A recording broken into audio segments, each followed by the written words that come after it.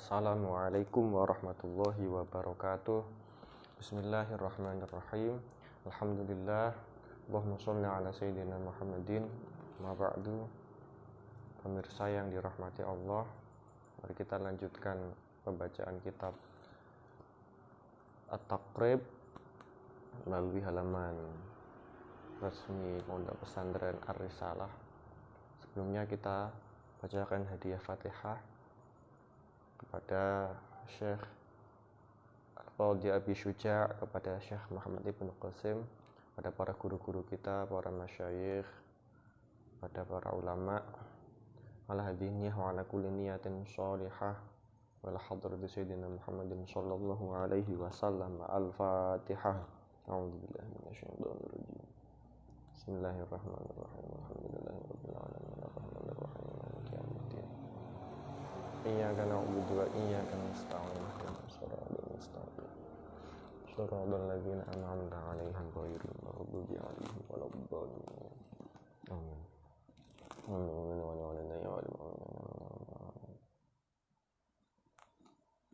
Bismillahirrahmanirrahim.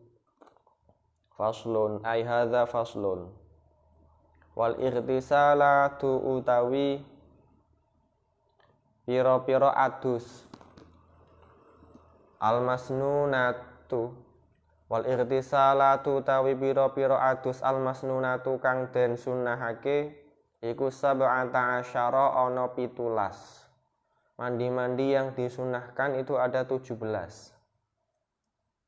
Iku sab'ata asyara apane ghuslan aduse. Ghuslul Jum'ati suwijine yaiku adus Jumat, mandi Jumat. Ini hukumnya sunnah, mandi untuk orang yang akan datang melaksanakan sholat Jumat. Waktunya dimulai dari setelah subuh. Wa ghuslul idaini lan adus krana nekani salat Id loro.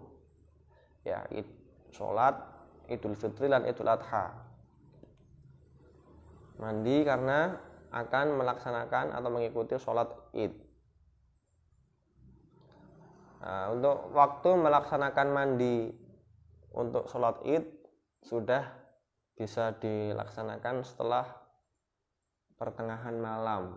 Misalnya sholat Idul Fitri berarti malam Idul Fitrinya itu setelah jam 12, mandi untuk dengan niat mengikuti agar untuk mendatangi sholat Idul Fitri, nanti sudah mendapatkan kesunahan. Wal istisqai lan adus krono sholat istisqa, sholat untuk meminta hujan pada Allah. Sebelum sholat istisqa disunahkan mandi. Wal khusufi lan sholat gerhana, begitupun sholat gerhana. Wal khusufi, khusuf itu gerhana rembulan, ya. Wal khusufi lan gerhana rembulan, wal khusufi lan adus krono sholat gerhana matahari. Wal kusufi lan adus krono sholat gerhana matahari. Sebelum sholat gerhana, entah rembulan atau gerhana matahari, sunnah sebelumnya mandi dulu. Wal ghuslu lan adus min ghuslil mayyiti saking ngedusi mayit. Mandi setelah memandikan mayit. Disunahkan mandi. Jadi orang yang bertugas memandikan mayit, setelah memandikan mayit dia disunnahkan mandi sendiri.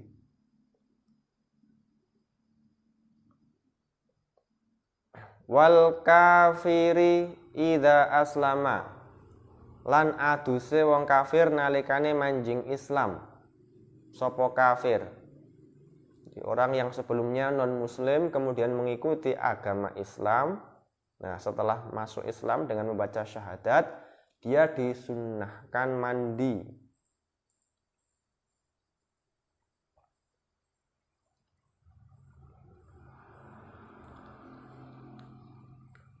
itu mandinya orang kafir yang masuk Islam tadi ketika dia di masa kufurnya tidak punya tanggungan mandi junub atau mandi haid.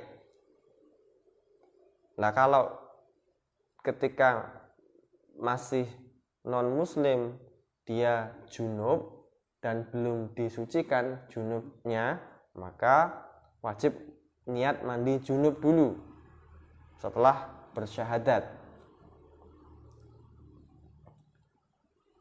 Tapi ada yang mengatakan junubnya orang non muslim nanti ketika masuk Islam sudah dianggap tidak junub lagi gitu. Wal majnuni lan aduse wong edan, wal mughma alaihi lan wong kang ayanen idza afaqa nalikane waras sapa majnun lan mughma alaih. Wal majnuni lan wong edan, wal mughma alaihi lan wong kang ayanen idza afaqa nalikane waras sapa majnun al mughma alaih. Itu orang gila ataupun orang ayan ya, atau orang semaput juga ketika sembuh dari gilanya atau dari ayannya sunahkan mandi. Ini sama juga nanti ketika dalam keadaan gila ataupun ayan tadi tidak junub. Nah, kalau junub ya nanti wajib mandi junub dulu. Gitu. Wal ghuslu lan adus indal ihrami nalikane ihram haji utawa umrah sunah mandi.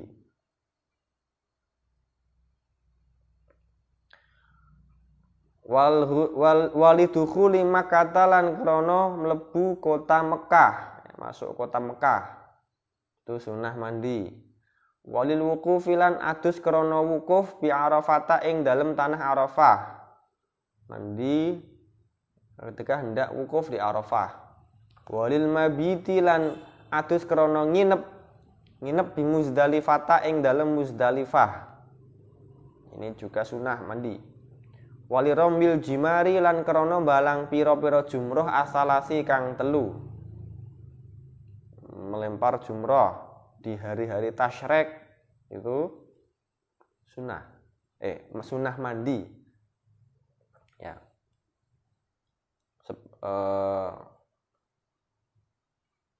Ketika hari-hari tasyrik melempar jumroh itu ketika setiap hari ingin melempar jumrah maka setiap hari mandi.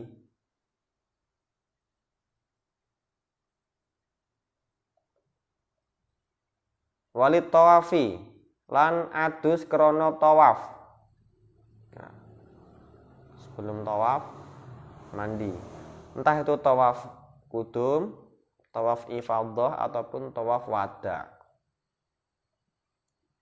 Itu mandi yang jumlahnya ada 17 yang disunahkan. Sebenarnya ada banyak lagi mandi yang disunahkan juga. Ada lebih dari 17 tapi tidak disebutkan di dalam kitab takrib ini. Yang 17 yang sunnah, yang masyhur ya 17 ini. Faslun ay hadza faslun wal mashu utawi ngusap alal khuffaini ing atase muzah loro iku jaizun wenang bisalah sati syara'ita kelawan telu pira-pira syarat. Mengusap sepatu kulit ya atau muzah khuf namanya sebagai ganti dari basuhan kaki dalam wudu itu hukumnya boleh. Jadi nanti wudu wajah, tangan, rambut, kuping biasa. Cuma ketika basuhan kaki tidak dilakukan pembasuhan tapi cukup hanya mengusap dengan air, tidak sampai membasuh. Karena ada sedang memakai sepatu kulit atau khuf namanya. Nah, kebolehan mengusap khuf ini harus memenuhi 3 persyaratannya. Yang pertama, ayabtadi'a yen to ngawiti sapa wong lubsahuma ing dalem lubsahuma ing nganggo khuffaini ba'da kamalit thaharati ing dalem sakwise sempurnane sesuci. Yang pertama, syarat yang pertama, memakainya itu setelah sempurnanya suci dari hadas kecil ataupun hadas besar. Hadas kecil dan hadas besar. Jadi begini, memakai sepatu kulit itu pemakaiannya setelah suci, berarti setelah wudhu, sempurnanya wudhu. Nah, baru memakai sepatu kulit itu. Nah, itu syarat pertama.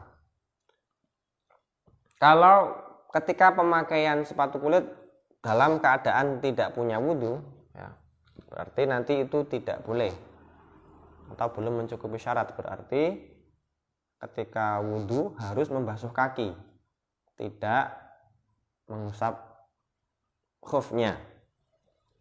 Syarat yang kedua, wa ayyakuna lan yen to ana apa khuffaini iku satiroini kang nutupi karone limahalli ghuslil fardhi maring panggonan basuhan fardu. Minal qadamaini nyatane delamaan loro.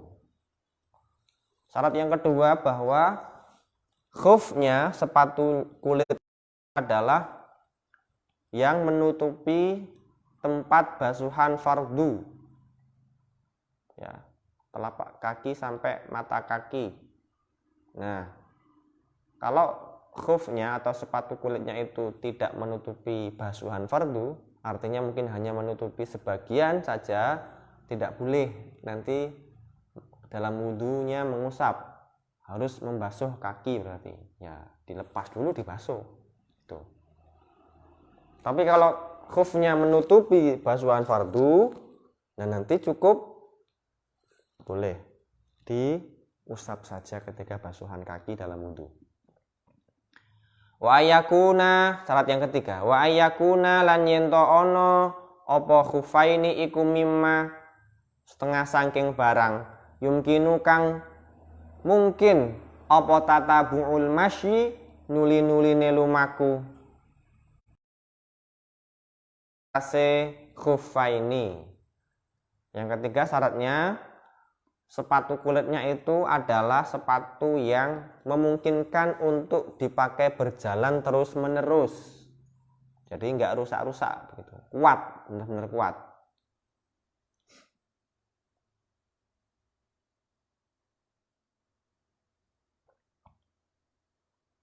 Kemudian wayamsahu lan ngusap sapa al mukimu wong kang mukim, wong sing ning omah, yauman ing dalam sedina walailatan lan sewengi. Kebolehan mengusap bagi orang mukim, orang yang tidak berpergian jauh, itu hanya boleh mengusap sehari 1 malam. Artinya, misalnya saya contohkan,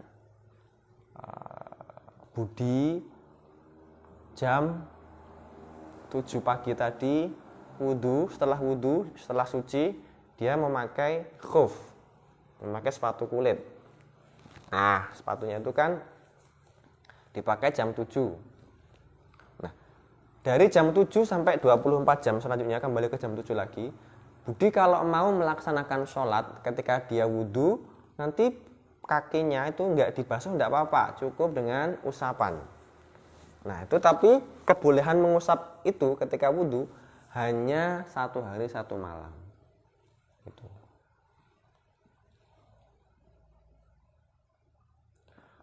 Wal musafiru lan wong kang musafir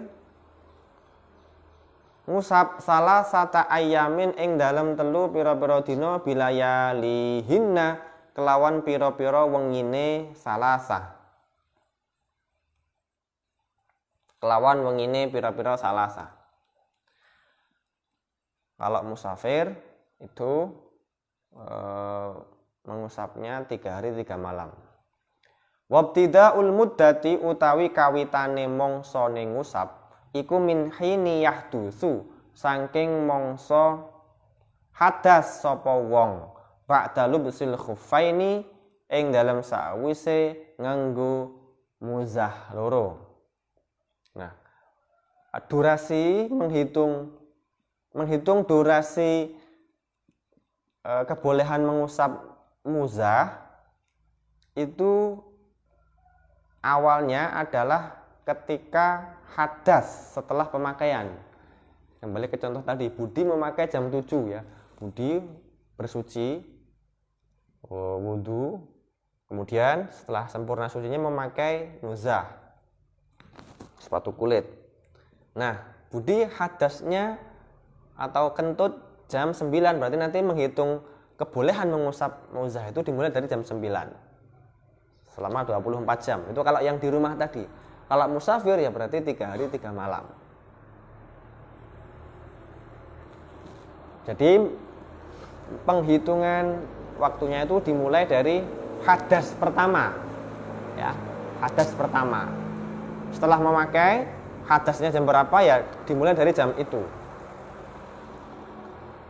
Fain masahan nuli lamun ngusap sapa wong fil hadori ing dalem omah sumasa faronuli lelungan sapa wong au masaha utawa ngusap sapa wong fis safari ing dalem lelungan summa aqama nuli mukim sapa wong atama mongko nyampurnakake sapa wong masha mukimin kelawan usapane wong kang mukim. Ini permasalahan waktu mengusap muzah.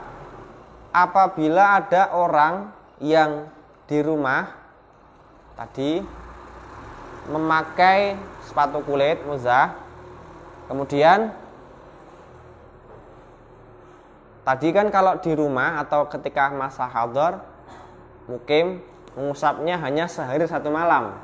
Nah, tapi ternyata sebelum waktu 1 hari 1 malam dia terdorong untuk berpergian jauh, misalnya ke Jakarta. Nah, dari Jogja ke Jakarta misalnya. Nah, itu nanti si Budi tadi tetap menyelesaikan durasi mengusap muzahnya, kebolehan mengusap muzahnya hanya 1 malam, seperti halnya ketika dia mukim, meskipun dia nanti di tengah perjalanan naik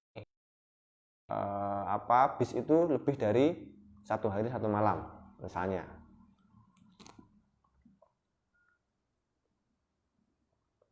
Atau dibalik, Budi niat memakai muzah dan berpergian jauh, misalnya ke Aceh, dari Jawa ke Aceh, bukan beberapa hari.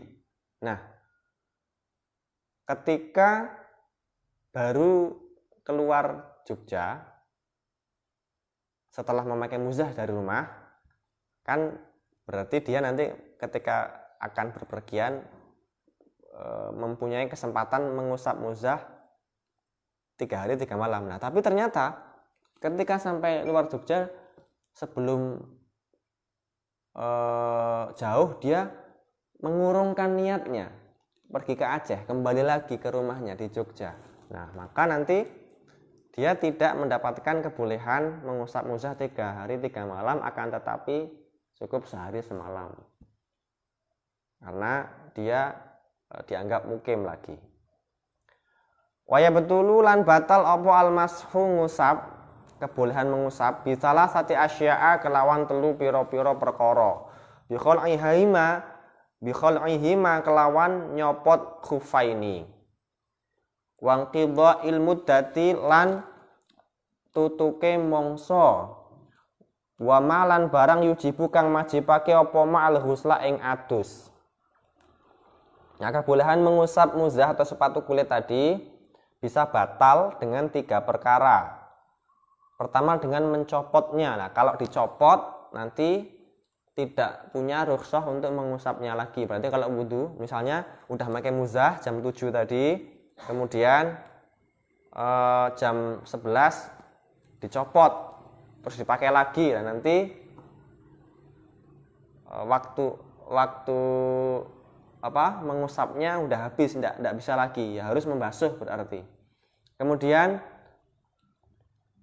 habisnya masa mengusap, udah 1 hari 1 malam bagi orang mukim atau 3 hari 3 malam bagi orang musafir udah habis, ya berarti nanti wudhunya kakinya harus dibasuh, tidak boleh mengusap. Satu lagi yang membatalkan mengusap muzah adalah perkara yang mewajibkan mandi. Perkara yang mewajibkan mandi, misalnya junub atau lain sebagainya. Itu nanti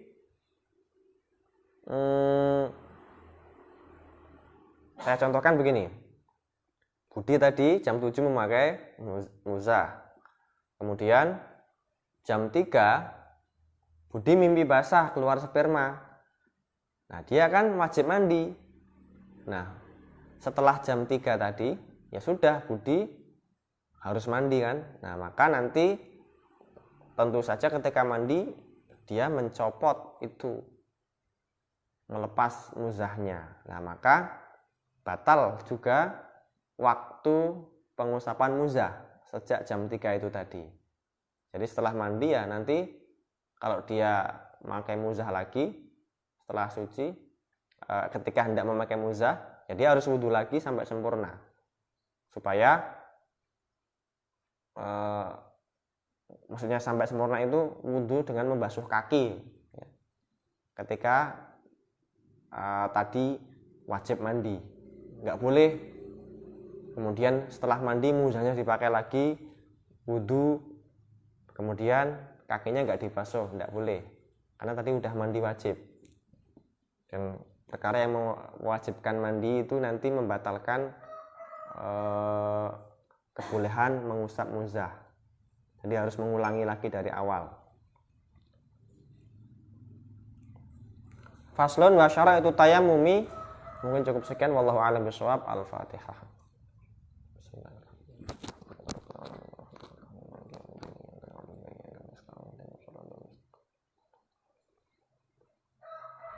Assalamualaikum warahmatullahi wabarakatuh.